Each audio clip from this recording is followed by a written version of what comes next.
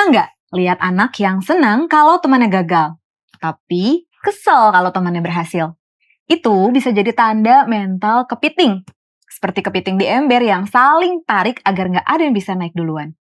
Kalau dibiarkan, anak bisa tumbuh dengan rasa iri. Susah menghargai keberhasilan orang lain, bahkan sulit untuk berkembang. Yuk, kita bahas mengatasi crab mentality pada anak di program Love Your Child. Selamat datang kembali di Clash of Champions. Beberapa waktu lalu, sebuah game show yang menampilkan mahasiswa-mahasiswa cerdas Indonesia mencuri perhatian publik. Namun, di balik sorotan positif itu, muncul sisi lain yang cukup menyedihkan. Alih-alih diapresiasi, beberapa peserta justru menjadi sasaran komentar pedas dan olokan di media sosial. Fenomena ini disebut dengan crab mentality, perilaku di mana seseorang tidak suka melihat orang lain berhasil, lalu berusaha menariknya turun agar tidak lebih unggul. Istilah mental kepiting ini diambil dari perilaku kepiting yang kalau dikumpulkan dalam ember, setiap kali ada satu yang mau keluar, yang lain justru menariknya turun.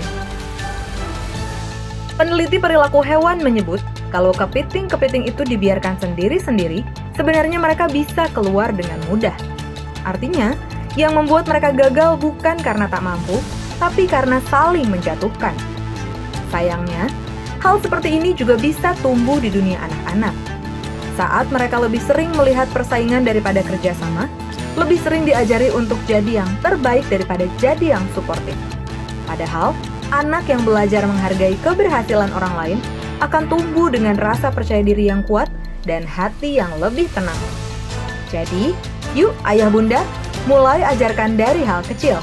Mengucapkan selamat pada teman, berbagi kebanggaan, dan belajar berkata, "Aku senang kamu berhasil."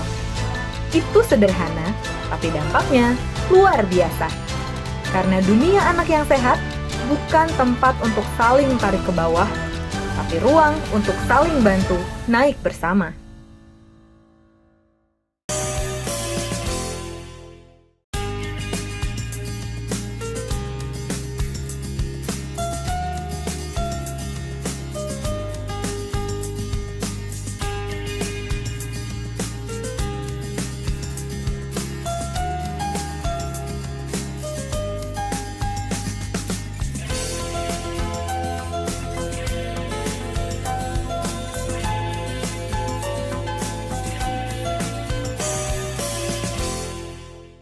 Halo ayah dan bunda, pemirsa Hope Channel dimanapun Anda berada. Apa kabar Anda dan anak-anak Anda? Senang sekali saya Nova Nainggolan kembali hadir ke hadapan Anda dalam program Love Your Child. Satu program yang mengajak kita untuk mendidik, mengasihi anak, menjadikan generasi yang lebih baik. Topik pada episode kali ini adalah mental kepiting, atasi crab mentality pada anak. Dan untuk membahas topik ini sudah hadir di studio Love Your Child narasumber kita, seorang psikolog dan praktisi pendidikan, Ibu Helena Valentina MPSI. Halo Ibu Helena. Halo Nova. Apa kabarnya nih, Aduh, Bu? ceria sekali ya. Tapi lihat warnanya, sepatunya seperti Matching sama karpet ya. karpet dan juga krep ya. Iya, betul, krep. Nah, terima kasih dulu nih Bu Helena sudah sudah hadir di studio Sama-sama. LYC pada saat ini. Nah, kita lagi mau ngebahas satu topik yang menarik banget nih Bu Helena. Crab mentality. Sebelumnya nih aku pernah dengar soal ini, tapi biasanya terjadi kalau nggak di kampus, di kantor, lingkungan orang dewasa. Betul, lingkungan orang dewasa. Ternyata bisa juga ada pada anak nih Bu. Karena memang itu kan sebetulnya siapa kita di saat dewasa bisa jadi perpanjangan dari kita waktu kecil. Makanya kalau di Alkitab kan ada tulisan begini ya,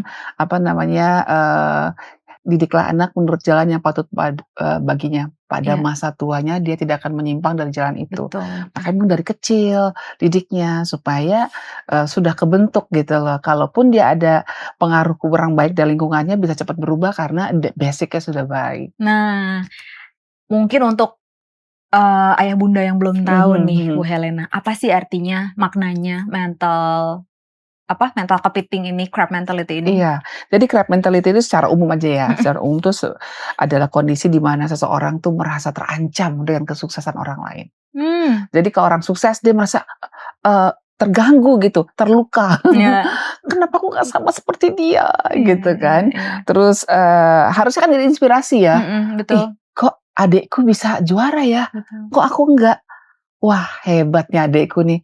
Coba mau cari tahu, apa sih rahasianya?" Harusnya kan gitu, Iya, betul harusnya ya. betul. Tapi kalau, yang punya mental crab ini, punya mental kepiting, justru dia merasa terluka ketika, adiknya, temennya, atau siapanya gitu yang menurut dia harusnya bisa di bawah dia, Iya, tapi kok malah mengalahkan dia gitu. Jadi itu mhm, seperti ancaman dan dia mhm, jadi akhirnya merasa perlu mencegah atau menanamkan rasa apa tuh, mencegah dia berhasil gitu. mhm, Nutup informasi dan sebagainya. iya Jadi iya, seperti itu deh kepiting. iya, Kepiting taruh dia di ember. mhm. Kalau dia nggak diikat ya, dia sebenarnya bisa manjat-manjat, lompat-lompat, akhirnya keluar loh.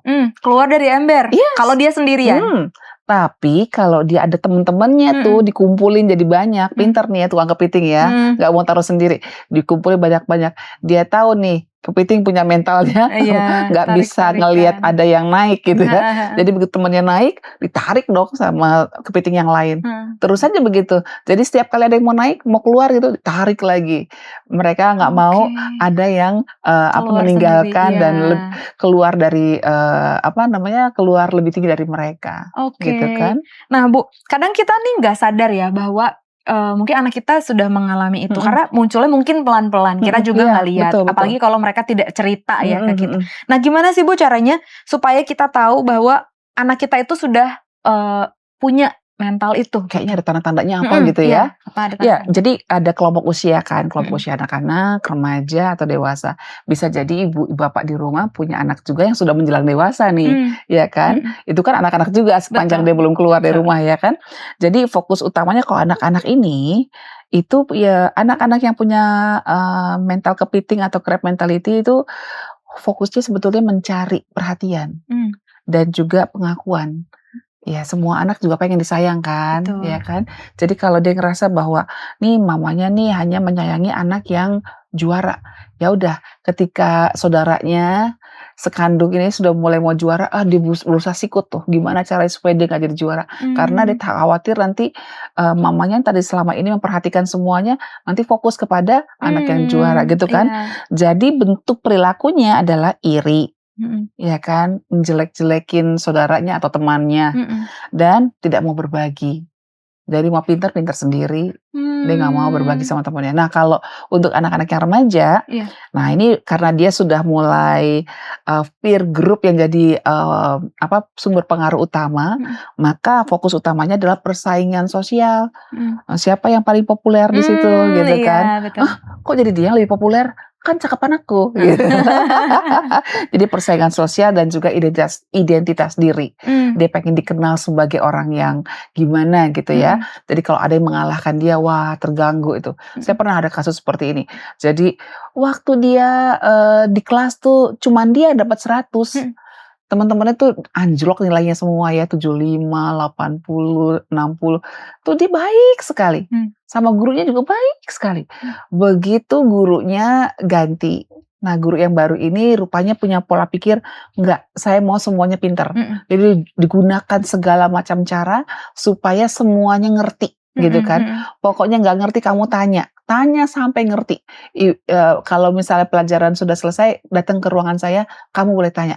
Jadi akhirnya anak-anaknya pintar semua kan. Iya. Tiba-tiba jadi panen duit lagi, panen nilai 100. Iya iya iya. Nah, ini anak tidak bermasalah. Mmm, Mulai cari gara-gara, mmm, mulai, bikin geng, mulai, sama guru yang sudah berusaha untuk membuat teman satu kelasnya pinter, malah dimusuhin, diadu domba dengan orang tuanya, ya, gitu loh. ya ya Ya ya, kan, aduh sedih banget nih. Ini betul, crab mentality seperti ini juga ada pada remaja ya. mhm, Nah, bentuk perilakunya adalah suka mhm, nyindir-nyindir, mhm, suka gosip, mhm, jatuhin temen, mhm, atau siapalah di media sosial kah, atau, di lingkungan, pertemanannya gitu, iya. suka jatuhin temen gitu kan, "Ih dia juara loh," "Iya kan nyontek," nah Ah, gitu kan. wah, Ya kan, "Ih, ternyata dia menang lomba debat loh. Ih, itu kan karena ada hubungan sama si jurinya," gitu kan. Waduh. Itu Iya anak-anak iya yang iya iya mental. iya. Nah, kalau orang dewasa, fokusnya adalah posisi dan juga Mhm. status sosial dong, ya Betul. kan. Dikenal sebagai ketua sidang, tiba-tiba kok nggak dipilih, terganggu dia, ya kan. Mhm, iya Dia juga betul pengen jadi ketua sidang nih, betul dia pengen jadi ketua apa, ketua ketua ketua. betul. Ketika nggak kepilih, wah panas gitu, Wah, panas sehingga akhirnya apa, sabotase, yes, meremehkan, dan nggak mau dukung keberhasilan orang lain. sering saya lihat sih kalau bagian itu Kan? nih Bu Helena. Bagaimana Nah, Bapak Ibu? ini seru banget nih Bu Helena karena memang sangat di lingkungan saya pribadi juga saya melihat itu. Mhm. Tapi kita masih akan melanjutkan Yes. pembahasan kita setelah pesan-pesan berikut ini.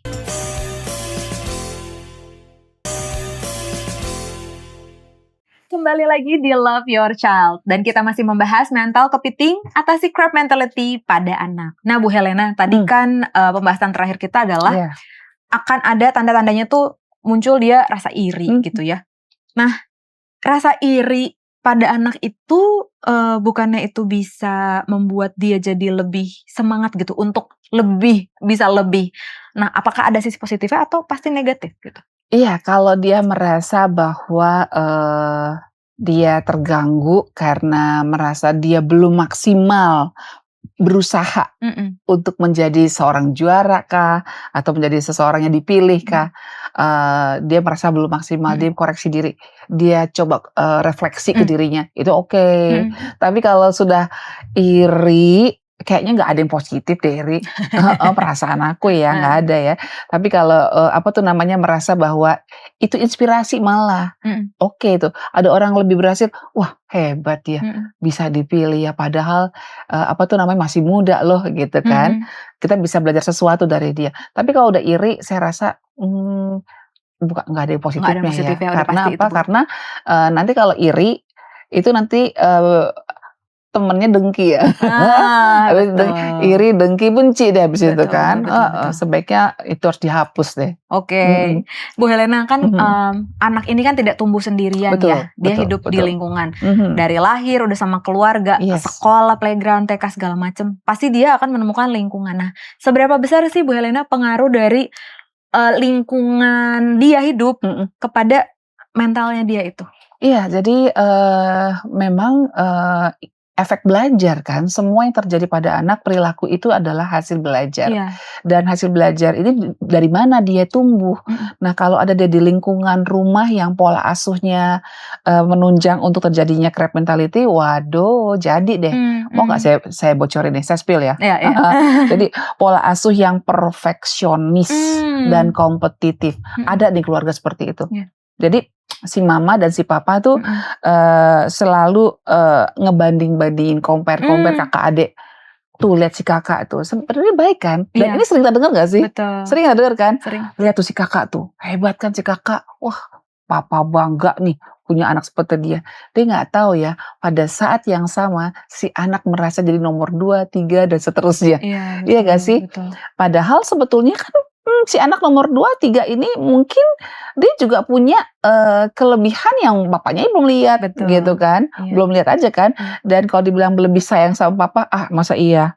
Sudah teruji belum? Kan gitu kan. Orang kan mengasihi dengan caranya masing-masing kan gitu ya. Mmm. Jadi, apa tuh namanya, kalau kita suka banding-bandingin, "Tuh teman kamu tuh, Mmm. tuh anaknya papa, yang lain tuh begini, teman papa anaknya begini." Waduh, itu sebenarnya sama seperti kita sedang membanding-bandingkan, apa tuh namanya, suami kita dengan laki-laki lain ya. Atau suami kita sedang membandingkan kita dengan perempuan lain, sakit Iya, betul kan, betul. Taunya sakit itu di sini loh. taunya anaknya bales tuh, bapak itu udah jadi presiden seumur papa. Papa kok belum? Padahal papa lebih tua ya. Iya. Nah itu dia, jadi ngebanding-bandingin itu tolong buang jauh-jauh, Kadang buang jauh-jauh. refleksi ya, Nah itu Bu. dia, jadi lebih baik begini, kalau kita mau buat itu sebagai inspirasi Mhm. anak, "Kak, Nak, lihat deh, kita bangga ya, kita sama-sama bangga ya punya kakak seperti ini, Mmm. apa tuh namanya, dia kerja keras loh, yang Mhm. dihargai itu jangan, hasilnya. Iya. Papa lihat tuh kerja keras loh dia, Nak. Apa namanya, gimana ya supaya, kita bisa, belajar sesuatu dari dia. Mmm. Kira-kira apa yang kamu pelajari dari dia, Nak?" Gitu. Iya. Kamu juga papa luar biasa kagum sama kamu. Carilah kelebihan dia gitu kan, supaya dia ngerasa bahwa, "Oh, saya juga berharga. Hanya saja saya perlu belajar dari si kakak dalam hal tertentu." Semua orang punya kelebihan. Nah, kemudian pola asuh yang tadi tuh, fokusnya terlalu pada hasil aja. "Kakak kamu dong dapat piala, kamu apa? Piagam juga enggak. Ya ampun, penghargaan apa sih ya seumur-umur dari kamu?"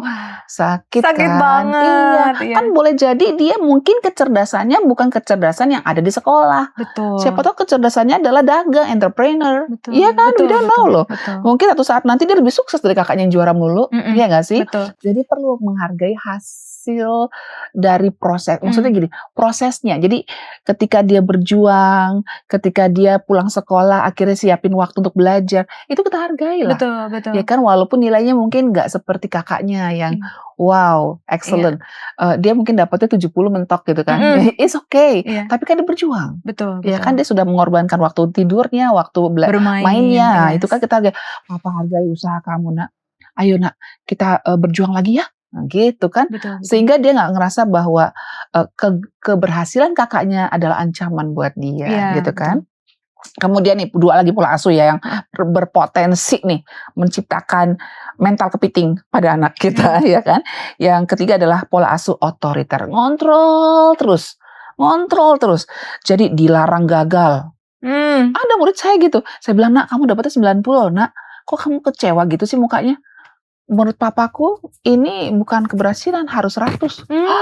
Wow, ya kan dilarang gagal, dipaksa selalu jadi yang terbaik, tidak diberi ruang untuk berekspresi atau belajar dari kesalahan. Padahal sebenarnya kan kegagalan itu adalah bagian dari proses belajar. Betul. Iya kan? Iya. Kalau anak kecil nggak pernah kita izinkan untuk jatuh, gimana mau belajar jalan? Iya kan? Betul. Ya kan perlu juga jatuh. Ya kan naik sepeda juga. Emang ada yang langsung bisa lancar? Ya kan? Pasti ada jatuh, bangun, luka, kita obatin dan sebagainya. Jadi nilai juga begitu. Kadang-kadang jatuh, bangun. Tapi kita hargailah proses dia untuk berubah. Jadi rasa takut kalah akhirnya jadi tinggi. Rendah diri, takut kalah. Nanti kalau kalah nanti dia dicaci maki. Nggak dihargai kan. Jadi akhirnya udahlah daripada kalah mendingan gak usah bertanding kan gitu kan. Betul. Nah, ketika akhirnya ada yang menang, nah itu ancaman lagi buat dia. Dan yang terakhir adalah pola asuh kurang empati dan tidak mengajarkan kepedulian sosial. Waduh, iya kan? Suka ngajarin iri. Jadi kalau kita lihat mama-mama, bapak-bapak gitu, ada tetangganya terpilih jadi anggota dewan. Coba lihat komennya apa. Kalau komennya gini, "Wah, kita bangga ya. Di komplek kita ada yang jadi anggota dewan." Nah, anaknya mungkin akan terhindar dari crab mentality. Tapi kalau kayak gini, "Ih, kok bisa dipilih ya, Ma? Padahal kan dia, tukang selingkuh. Aku tahu loh, dia tuh waktu dulu sekolah tuh jelek nilainya. Kok bisa ya kepilih?" Tuh omongan kayak gitu, itu akan membuat anak-anak terpengaruh, tertanam di kepalanya. Betul. Bahwa yang namanya iri, jatuhin orang lain, itu adalah sebuah hal yang wajar. Biasa. Terus kalau ada orang yang berbuat baik sama kita, nggak diakui. Kita anggap ya sudah hal biasa dong kalau orang ngasih makanan gitu. Nggak ada apresiasi. Betul. Ya, tidak ada pengakuan seperti itu akan sangat-sangat membuat anak-anak terlatih untuk tidak menghargai sebuah kasih sayang, pengakuan, dan sebagainya. Itu pola asuh ya. Masih ada lagi yang lain dari sekolah. Oke. Ada lagi. Berarti kita masih akan lanjut hal yang di bagian itu ya, Ibu Helena. Penyebab dari crab mentality. Tapi pemirsa, kita akan saksikan dulu yang berikut ini.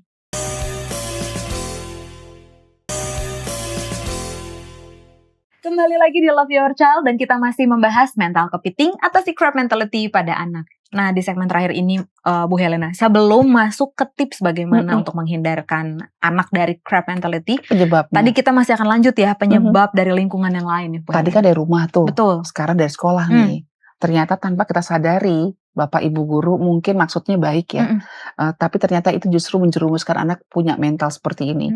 Yaitu budaya sekolah ranking. Makanya sekarang udah nggak ada ranking katanya ya? Ya kalau di sekolah saya nggak ada, nggak pernah ada. Dari dulu nggak pernah ada ya. Jadi pola asuh ini menekankan siapa paling hebat. Wah.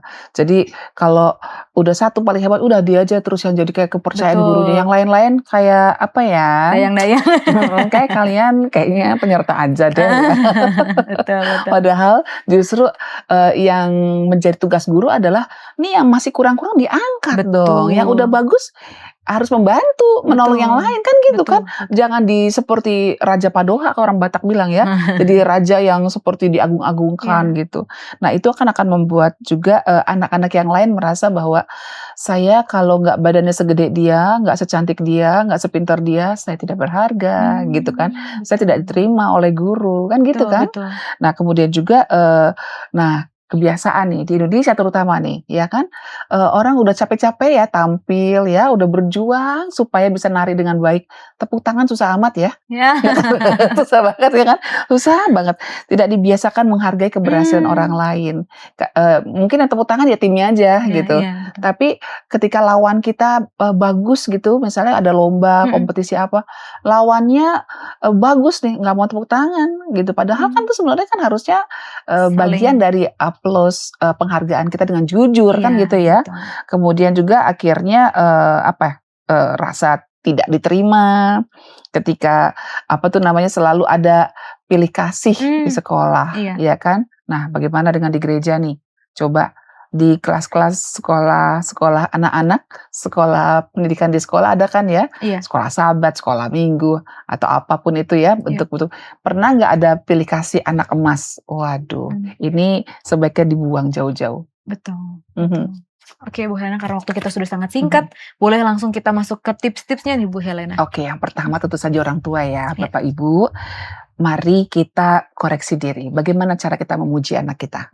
Kalau kita bilang, kamu paling pintar. Aduh, paling pintar ya. Itu justru membuat anak-anak jadi takut gagal, takut nggak dipuji lagi. Kenapa kita nggak puji usahanya? Kamu rajin belajar ya, mama salut deh sama usaha kamu gitu. Hentikan untuk membandingkan, lihat temanmu. Coba kita ganti dengan, coba kita cari yuk cara gimana supaya kamu berhasil. Ya kan, mencapai mimpi kamu. Kamu pengen nilai berapa sih? 90 mami, ayo kita berjuang. Gitu ya. Terus ajarkan juga empati. Ajarkan, ceritakan tentang kerjasama, tolong menolong. Gak apa-apa. Apa tuh namanya, kita bajunya kotor, tapi kita sama-sama bisa lolos dari masalah gitu kan. Atau rayakan keberhasilan orang lain. Walaupun kita nggak menang, kalau ada lawannya kita lebih unggul, salam lah. Hai, selamat ya. Aduh, saya bangga loh sama anaknya. Anak kan lihat, oh mamaku juga memuji ya. Lawan tanding dia gitu. Itu akan membuat jauh nih dari crab mentality. Nah, di sekolah ya, di sekolah ibu bapak guru, tolong persaingan itu sebaiknya ya per kelompok aja saingannya, boleh nggak? Ya kan, per grup gitu, antar kelas ya kan, supaya ada kolaborasi gitu. Betul. Latih kolaborasi, bukan kompetitif antar individu gitu kan. Lalu hargailah semua usaha siswa. Jadi kalau anak-anak udah gambar, seberapapun jeleknya itu gambar, pajang lah ya. Karena itu adalah karya maestro ya kan. Untuk seumuran dia mungkin itu adalah sebuah karya yang dengan susah payah digambar. Jadi kasih kesempatan buat mereka dan bimbing refleksi sosial. Jadi coba kita bilang, hari ini siapa yang sudah menolong kamu? Siapa yang sudah kamu tolong hari ini? Biasakan refleksi. Jadi supaya anak-anak biasa untuk berterima kasih dan untuk menghargai setiap upaya dari sekitarnya untuk dia gitu. Wah, luar biasa sekali Bu Helena. Terima kasih banyak untuk pembahasan yang sudah kita dengarkan bersama. Semoga bisa menjadi inspirasi untuk ayah bunda di rumah. Dan terima kasih ayah bunda sudah setia sampai akhir segmen. Kiranya semua pelajaran yang sudah kita dengarkan bisa menjadi sesuatu bekal untuk kita dalam kehidupan kita untuk mendidik anak-anak. Sampai jumpa di episode Love Your Child berikutnya. Cintai anak Anda untuk jadikan generasi yang lebih baik. Sampai jumpa.